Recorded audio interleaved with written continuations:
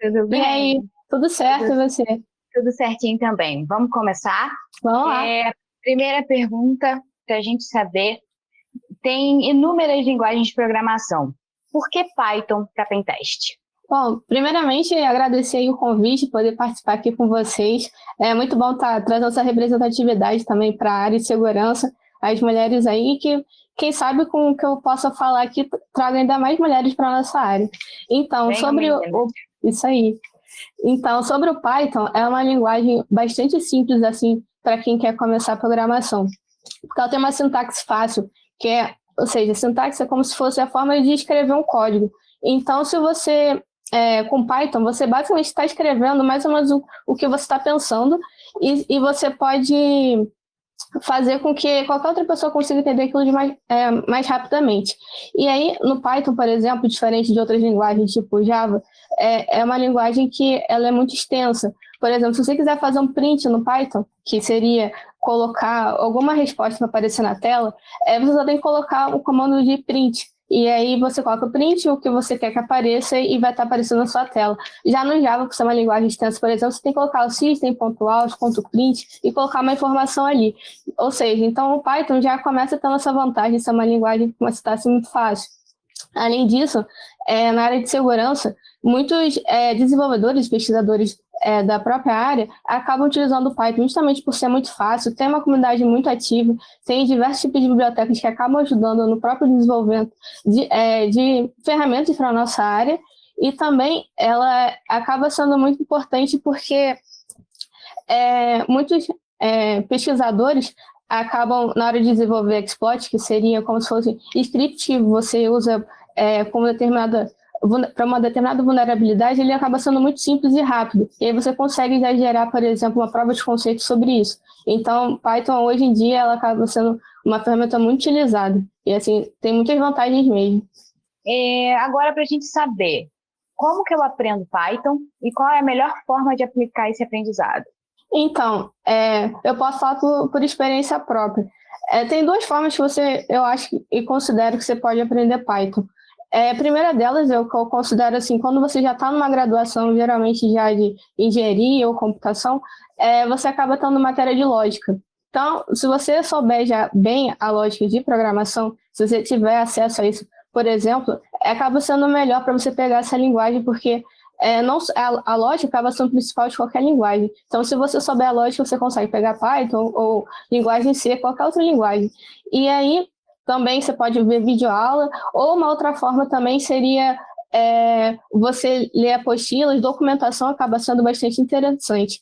E aí eu considero que para você poder, de fato, aprender essa linguagem, é você procurar um problema, que a melhor forma de você conseguir aprender uma linguagem é você procurar um problema que você se sentir motivado em fazer aquilo e dessa forma procurar uma solução. Então, eu considero que, assim, óbvio que você pode assistir vídeo e tentar reproduzir o que é feito, mas se você tem um propósito e colocar uma ideia em mente, aquilo fica muito mais fácil de você ir atrás e tentar procurar. E aí você pode fazer vários exemplos, como, por exemplo, tentar criar um script para mandar e-mail, por exemplo. Já começa sendo uma ideia, procurando biblioteca do tipo.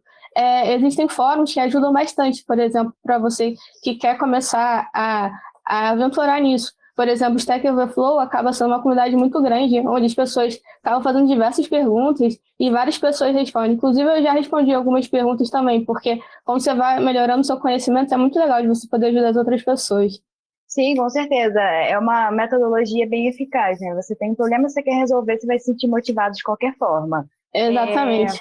E um programador que ele quer entrar na área de segurança da informação, por ele já ter essa base de conhecimento das linguagens, fica mais fácil para ele? Então, eu posso contar pela minha própria experiência. Eu comecei inicialmente na área de TI, pela área de desenvolvimento. Trabalhei bastante com a parte de automação e parte web também. E aí, quando eu resolvi ter o estalo de quero começar a ir para a área de segurança, eu comecei justamente pela área de segurança ofensiva para poder aplicar na área web.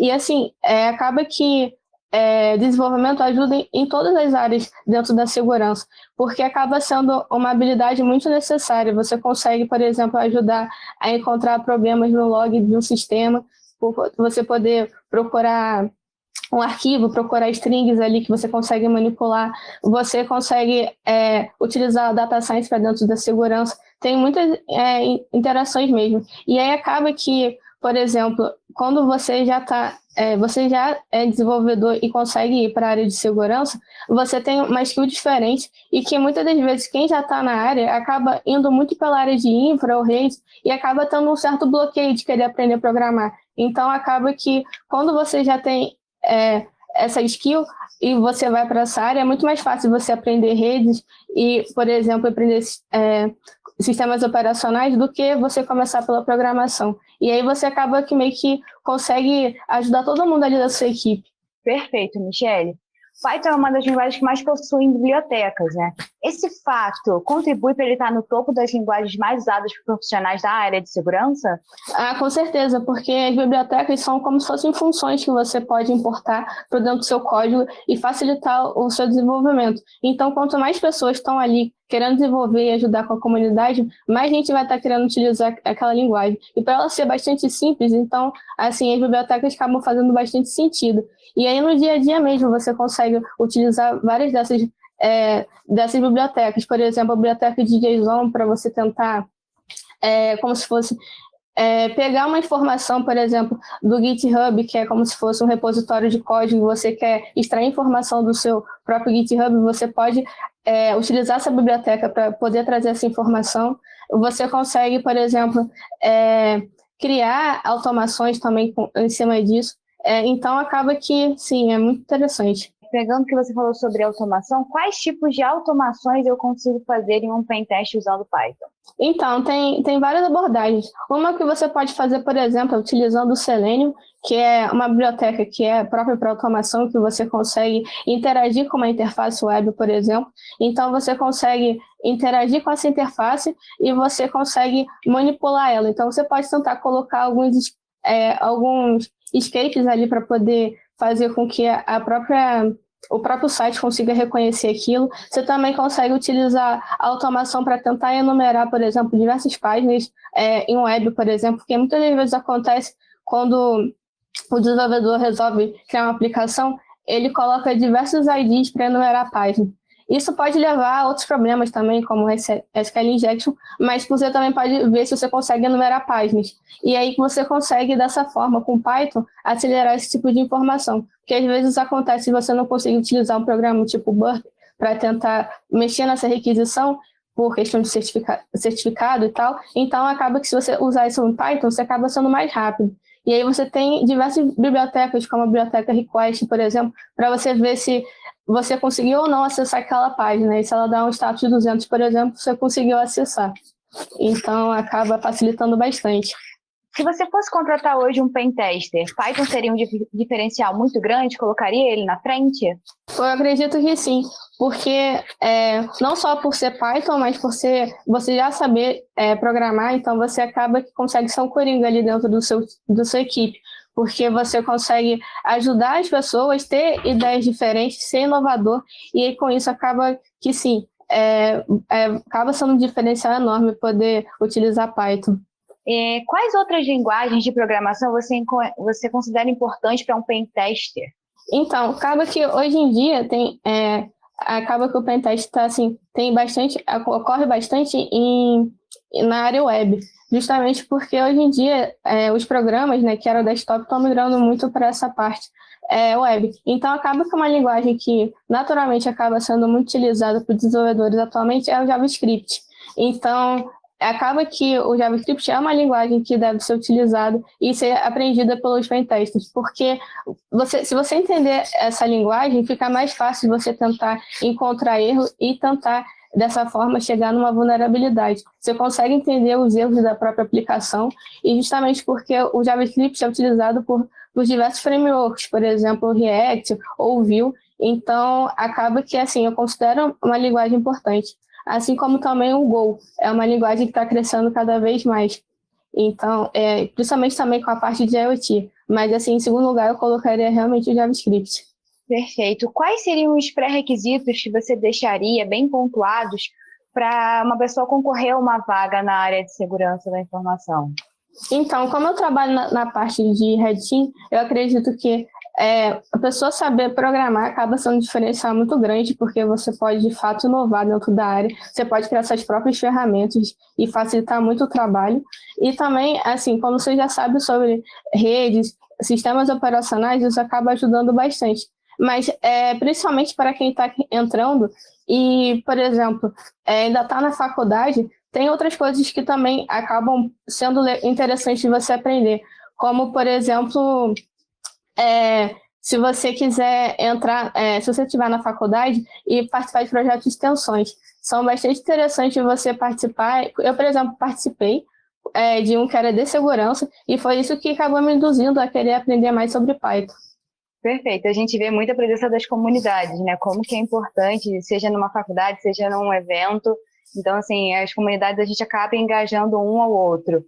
E para a gente finalizar aqui, qual que você acha, quais são as dicas que você deixa para alguém que está querendo começar na área da segurança da informação? Então, a primeira delas é realmente ter muita força de vontade de querer aprender. Constantemente tem alguma coisa nova para você se apoiar. Então, assim, ter curiosidade e criatividade são fatores essenciais para você querer entrar na área.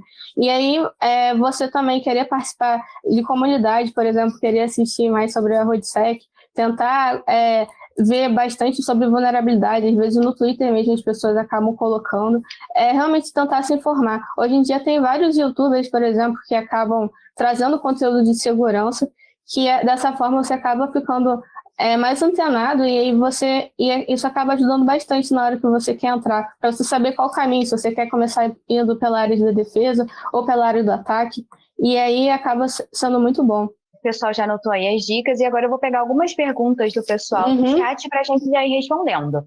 O Eduardo Rafael Cardoso perguntou: você recomenda Python como uma primeira linguagem ou recomenda uma linguagem mais verbosa para ver a simplicidade do Python? Eu acredito que para quem quer realmente começar e tem aquela vontade de querer logo programar, o Python acaba sendo uma linguagem muito boa de entrada, porque você não tem que se preocupar com a parte de sintaxe, por exemplo, botar chaves, colocar parênteses dentro do seu código. Você não tem que se preocupar, por exemplo, de ter que declarar se aquela sua variável é um inteiro ou se é uma string. E o Python você não precisa de nada disso. Você coloca a sua variável e vai montando ali o seu código da maneira que você quer. Então, eu acredito que o Python ele é muito bom nesse sentido. E além de que, por ser uma linguagem fácil, isso também vai estar trabalhando bastante a questão da lógica.